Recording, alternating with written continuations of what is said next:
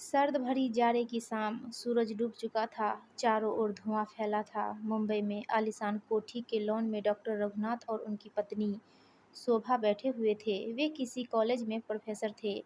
वे बैठे तो थे अपनी कोठी के लॉन में पत्नी के करीब, लेकिन उनका मन कहीं दूर किसी और दुनिया में विचरण कर रहा था। मगर अगले ही क्षण उनकी विचार श्रृंखला को उनकी लाडली बेटी ने तोड़ दिया, जो उनके गले में बाहें डालकर कह रही थी, पापा, लक्ष्मी में एक इंग्लिश मूवी चल रही है, मेरी सहेलियां जा रही है, मैं भी जाऊं। डॉक्टर रघुनाथ कुछ बोलते इसके पहले ही शोभा ने कड़े शब्दों में बेटी से कहा, तनु, तुम अकेली कहीं नहीं जाओगी, समय बहुत खराब है, लड़कियां हिफाजत में कहीं आ जा नहीं सकती और तुम मेरी इजाज़त के बगैर कहीं नहीं जाओगी। उनकी बात सुनकर तनु रुआसी सी होकर घर के अंदर चली गई। शोभा अपने अतीत में खो गई। वह उन्हीं विचारों में तैरती डॉक्टर रघुनाथ से बोली, याद है न तुम्हें मेरी क्या हालत हुई थी?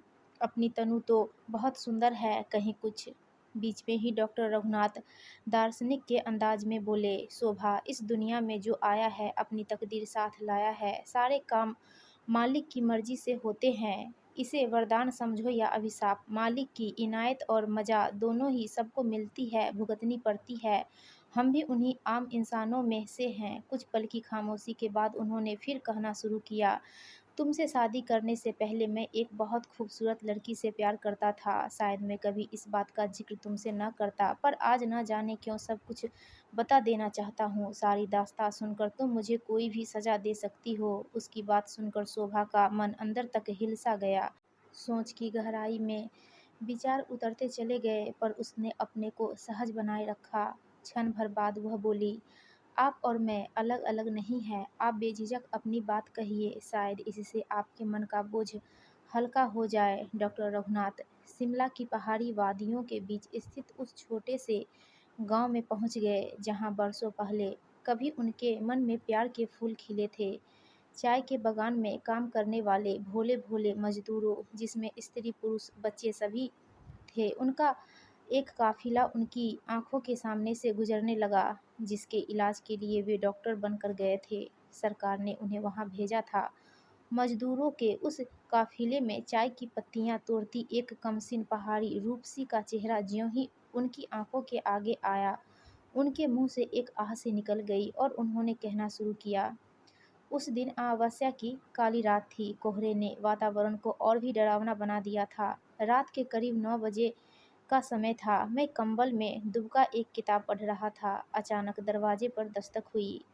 साथ ही किसी लड़की की आवाज़ भी सुनाई दी, जो ज़ोर-ज़ोर से मुझे पुकार रही थी। मैंने उठकर जल्दी से दरवाज़ा खोला तो देखा, सामने एक लड़की डरी हुई हाँफ रही थी। वह अंदर घुस आई और दरवाज़ा बंद करने लगी। वह डर में थर-थर काँप रही थी। उसने हाथों में कंगन, पाँव में पायल और गले में मुक्ता हार थे। मेरे कुछ पूछने से पहले ही उसने हाथ जोड़कर कहा, बाबूजी, मेरी मदद करो। मैं सारी जिंदगी आपकी एहसानमंद रहूंगी, लेकिन मैं क्या मदद करूं तुम्हारी? कैसी मदद चाहिए? मेरे पूछने पर वह बोली, 2-3 बदमाश मेरा पीछा कर रहे हैं, उन भेड़ियों से मुझे बचा लो बाबूजी। कहते कहते वह रो पड़ी। मैंने उसे सांत्वना दी और अंदर कमरे में ले गया। तभी फिर दरवाज़ा खटका। खोला तो देखा सामने 3-4 गुंडे खड़े थे। एक बोला, अभी जो लड़की घर के अंदर गई है उसे बाहर निकालो, उसका चाल चलन ठीक नहीं है। दूसरा बोला, अगर सीधे में बाहर नहीं निकाला तो तेरी खैर नहीं। उसके इतना कहते ही मैं उन पर झपट पड़ा। मुझे कराटे आता था, सो उन सब की छुट्टी कर दी। सब दुम दबाकर भाग गए। दरवाज़ा बंद करके वापस आवाज़ दी तो डर से थर-थर काँपती वह पहाड़ी लड़की सामने आ खड़ी हुई। उस समय वह रूप की प्रतिमा लग रही थी। अप्रतिम सौंदर्य, मानो फटे पुराने कपड़ों में चांदी से चमकता शरीर झलक रहा था। उसके अर्धनग्न जिस्म को ढकने के लिए उसे अपना तौलिया दे दिया। मैं उसके रूप में खोता जा रहा था कि अचानक होश में आते हुए पूछा, तुम कौन हो? इतनी रात गए बाहर क्यों निकली थी? उसने बताया कि उसका नाम माला है। उसके पिता की तबीयत बहुत खराब थी। उसी की दवा लेने के लिए वह मेरे पास आ रही थी कि रास्ते में गुंडों ने पीछा कर लिया। वह कहने लगी, अब आप जल्दी से मेरे साथ चलिए, मेरे बाबूजी की तबीयत बहुत खराब है। कहकर उसने मेरा हाथ पकड़कर दरवाजे की तरफ खींचकर ले चली। मैं उसकी स्थिति और भोलेपन पर सोचते हुए उसके साथ चल पड़ा। रास्ते में उसने बताया कि वह अनाथ है। जिसके साथ वह रहती है वे उनके सगे माता-पिता नहीं है, पर सगों से भी बढ़कर है। घर का खर्चा उसे ही चलाना पड़ता था, जिसके लिए वह खेतों में, चाय बागान में काम करती थी। साथ ही जंगल में लकड़ी काटकर शहर में बेचकर आती थी। उसकी एक बहन भी थी जो मर चुकी थी। उसके 2 बच्चे की परवरिश भी उसे ही करनी पड़ती थी। उसकी कहानी सुनकर मुझे बहुत दुख हुआ और उसके लिए मन में दया भी आई कि इतनी सुंदर, जिसे राजकुमारियों सा जीवन मिलना चाहिए था, कितना कष्टपूर्ण जीवन जी रही थी।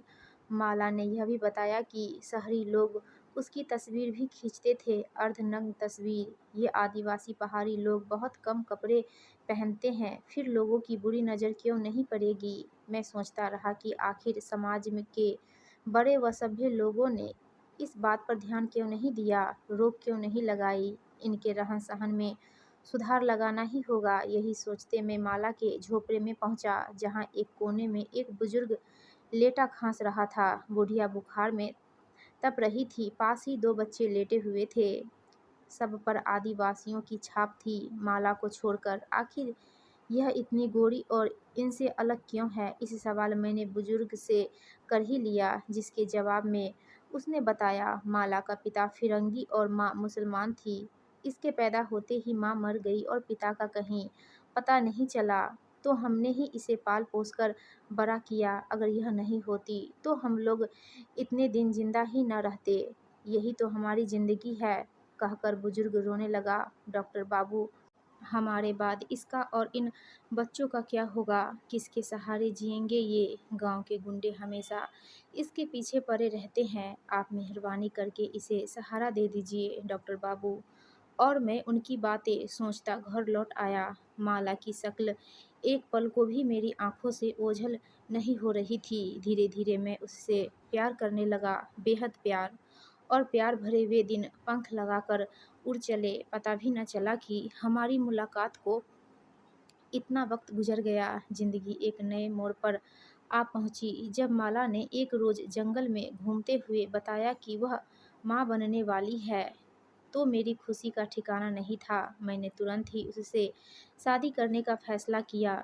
हमने उस नई खुशी को पूरी तरह जिया भी नहीं था। माला को जी भरकर बाहों में लेकर प्यार भी नहीं किया था कि अचानक मेरे सिर पर किसी भारी चीज से वार किया गया, जिससे मैं गिर गया और गुंडों का गिरोह माला को उठाकर भागने लगा। उसकी दर्दनाक चीख मेरे कानों में पड़ रही थी, जिसे सुनते सुनते मैं बेहोश हो गया। जब होश आया तो बहुत देर हो चुकी थी। ढूंढते ढूंढते माला का मृत शरीर एक झाड़ी के पास मिला। उसने अपनी इज्जत बचाने के लिए अपनी ही कटारी सीने में घोंप ली। माला के चले जाने के बाद मेरी जिंदगी वीरान हो गई। उसके माँ पिता का भी देहांत हो गया और दोनों बच्चों को मैंने हॉस्टल में भर्ती करा दिया। यूं ही दिन गुजरते रहे, दुनिया का काल चक्र चलता रहा। मुझे चित्रकारी का भी शौक था। मैंने माला की एक तस्वीर बनाकर डिस्पेंसरी में रखी और शाम को डूबते सूरज को और उसकी तस्वीर को देर तक देखता रहता। फिर अचानक एक दिन जिंदगी में तुम आ गई और मैं धीरे धीरे अतीत से बाहर आता गया। फिर हमारी शादी पक्की हो गई।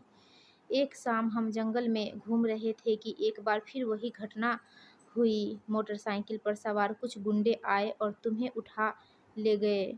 अतीत ने अपने आप को फिर एक बार दोहराया और मेरा सब कुछ मेरे सामने से पूरा कर ले गया। लेकिन मालिक का शुक्र था कि उसने तुम्हें हमेशा के लिए मुझसे जुदा नहीं किया। मैं टूटते टूटते पूरी तरह बिखरने से बच गया। जब तुम मुझे वापस मिल गई, फिर मुझे पहाड़ियाँ कोहरे से ढका दिलकश माहौल नीरस लगने लगे और मैं यहाँ आकर बस गया। हालांकि माला के हत्यारे भी पकड़ लिए गए, पर फिर भी मैं वहाँ नहीं रह सका। उसकी याद आज भी दिल के किसी कोने में जिंदा है। डॉक्टर की बातें सुनकर शोभा ने कहा, मैं सब कुछ जानती थी। घटनाएं कब किसकी जिंदगी में कौन सा पार्ट निभाएगी, यह कोई भी नहीं जानता। हाँ, मनुष्य जीवन मिलने का अर्थ है अतीत को भूलकर, निराशा के सागर से बाहर निकलकर आशावादी बनकर जीना। भगवान की दी हुई इस जिंदगी में खुशियों के लिए भी कुछ वक्त निकालना चाहिए। यह सुनकर रघुनाथ ने मुस्कुराती आंखों से शोभा की ओर देखा और उसका हाथ पकड़कर ढलती हुई शाम के अंधकार की ओर से नजर हटाकर कोठी के झरोखों से झांकते प्रकाश को देखा। फिर आंखें चार हुई, एक दूसरे को निमंत्रण दिया और फिर दोनों अंदर चले गए। दोस्तों, आपको यह कहानी अच्छी लगी हो तो प्लीज़ हमारे वीडियो को लाइक कीजिएगा और चैनल को सब्सक्राइब